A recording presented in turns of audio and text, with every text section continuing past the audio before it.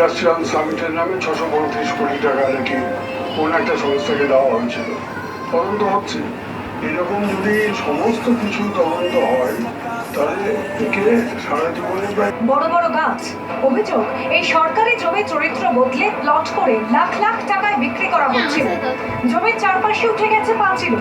পশ্চিম মেদিনীপুরের শালবনীতে এই জমি জালিয়াতি এবং প্রতারণা মামলায় 6 জুন গ্রেফতার করা হয় মেদিনীপুরের প্রাক্তন তৃণমূল বিধায়ক সুজয় হাজরাকে।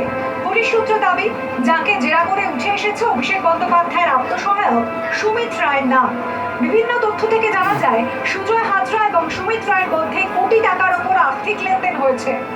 সর্বত্র একই, কোনো এগ্রিমেন্ট বা চুক্তিপত্র করা হয়নি।